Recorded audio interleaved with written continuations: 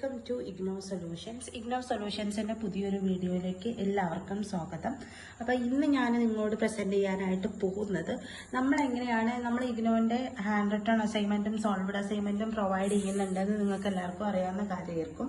May be അറിയാത്തവരാണെങ്കിൽ അത് പുതിയൊരു information ആയിരിക്കും. അപ്പോൾ ഞാൻ പറയുന്നത് എങ്ങനെയാണ് നമ്മൾ ഇഗ്നോന്റെ ഹാൻഡ് റിട്ടൺ അസൈൻമെന്റ്സ് നിങ്ങൾക്ക് വേണ്ടിയിട്ട് പ്രസന്റ് ചെയ്യുന്നത്, എങ്ങനെയാണ് നിങ്ങൾക്ക് ഡെലിവറി ചെയ്യുന്നത് എന്നതാണ് ഇന്ന് പറയാനായിട്ട് പോകുന്നത്. അപ്പം നമ്മൾ ഇഗ്നോന്റെ ഗൈഡ് ലൈൻസ് ഫോളോ ചെയ്യുന്ന രീതിയിലാണ് അസൈൻമെന്റ്സ് പ്രിപ്പയർ ചെയ്യാറുള്ളത്. അപ്പോൾ എല്ലാ ഇഗ്നോന്റെ ഗൈഡ് ലൈൻസ് ഫോളോ ചെയ്യുന്ന രീതിയിലാണ് നമ്മൾ അസൈൻമെന്റ്സ് കൊടുക്കുന്നതെന്നുണ്ടെങ്കിലും ചില ആൾക്കാർക്ക് ചില നിർബന്ധങ്ങൾ ഉണ്ടാവും. ചില സ്റ്റഡി സെന്റേഴ്സിൽ അങ്ങനെ പറയാറുണ്ട്. ചില സ്റ്റഡി സെന്റേഴ്സ് പറയാറുണ്ട് ഒരു പേജിൽ മാത്രം മതി, മീൻസ് 1 സൈഡ് മതി, 2 സൈഡ് വേണ്ട, അങ്ങനെ പറയാറുണ്ട്. അങ്ങനെ പറയുന്നവർക്ക് നമ്മൾ അങ്ങനെ പ്രിപ്പയർ ചെയ്ത് കൊടുക്കാറുണ്ട്.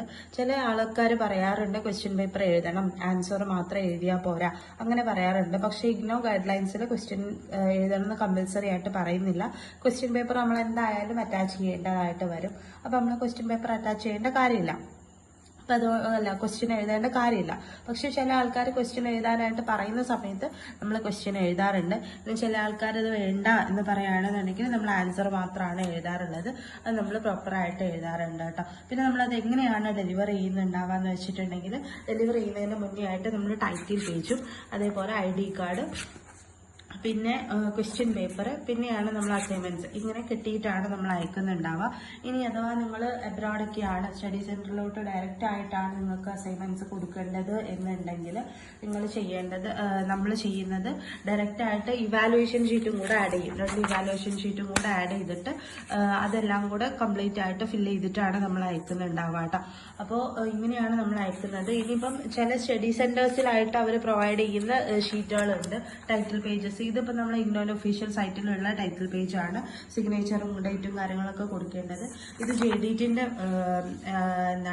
Personal data sheet, means title പേജാണ്. അതേപോലെ PSMOക്ക് വേറെ ടൈറ്റിൽ പേജ് ഉണ്ട്.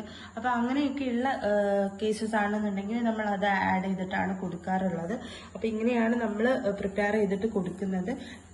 നമ്മൾ ഇതേപോലെ തന്നെ സോൾവഡ് അസൈൻമെന്റ്സും കൂടെ പ്രിപ്പയർ ചെയ്യാറുണ്ട്. സോൾവഡ് അസൈൻമെന്റ് എന്ന് പറഞ്ഞിട്ടുണ്ടെങ്കിൽ ക്വസ്റ്റ്യനും ആൻസറും കൂടെ ഇൻക്ലൂഡഡ് ആയിട്ടുള്ള ഉത്തരങ്ങൾ അടങ്ങിയിട്ടുള്ള അസൈൻമെന്റ് ആണ് കേട്ടോ സോൾവഡ് അസൈൻമെന്റ് എന്ന് പറയുന്നത്. അപ്പോൾ ഇങ്ങനെയാണ് നമ്മൾ പ്രൊവൈഡ് ചെയ്യുന്നത്. പിന്നെ നിങ്ങൾക്ക് ഡയറക്റ്റ് ആയിട്ട്, കാര്യം ഇത് ഫില്ല് ചെയ്യാതെ ഞാൻ അയക്കുന്നത്, കാര്യം സിഗ്നേച്ചറും ഡേറ്റും കൊടുക്കുന്നത് നിങ്ങളായിരിക്കും. അപ്പോൾ ഹാൻഡ് റൈറ്റിന്റെ വ്യത്യാസം വരുത്തേണ്ടെന്ന് വെച്ചിട്ടാണ് ടൈറ്റിൽ പേജ് ഫില്ല് ചെയ്യാതെ അയക്കുന്നത്. അത് നിങ്ങൾക്ക് ഫില്ല് ചെയ്യാവുന്നതേ ഉള്ളൂ. പക്ഷെ ഡയറക്റ്റ് ആയിട്ട് സ്റ്റഡി സെന്ററിലോട്ടാണ് അയക്കുന്നതെന്നുണ്ടെങ്കിൽ എല്ലാ കാര്യങ്ങളും ഡാറ്റാസൊക്കെ ഫില്ല് ചെയ്തിട്ടാണ് നമ്മൾ അയക്കുന്നുണ്ടാവുക. അബ്രോഡ് കേസസിനാണ് നമ്മൾ അങ്ങനെ ചെയ്യാറുള്ളത്. നാട്ടിലുള്ള ആൾക്കാരുടെ ആണെങ്കിൽ അവരുടെ സിഗ്നേച്ചർ അവരെ ഇടുന്നതായിരിക്കുമല്ലോ ബെറ്റർ.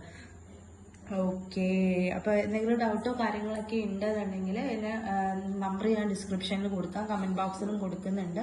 പറ്റുവാണെന്നുണ്ടെങ്കിൽ ഞാൻ സ്ക്രീനിലും കൂടെ പ്രൊവൈഡ് ചെയ്യാം. അപ്പോൾ എന്തെങ്കിലും ഡൗട്ടോ കാര്യങ്ങളോ ഉണ്ടെന്നുണ്ടെങ്കിൽ എന്നെ വാട്സപ്പിൽ കോൺടാക്ട് ചെയ്താൽ മതി. ഞാൻ എല്ലാ ഡൗട്ടും കാര്യങ്ങളും ക്ലിയർ ചെയ്ത് തരുന്നുണ്ടാവും കേട്ടോ.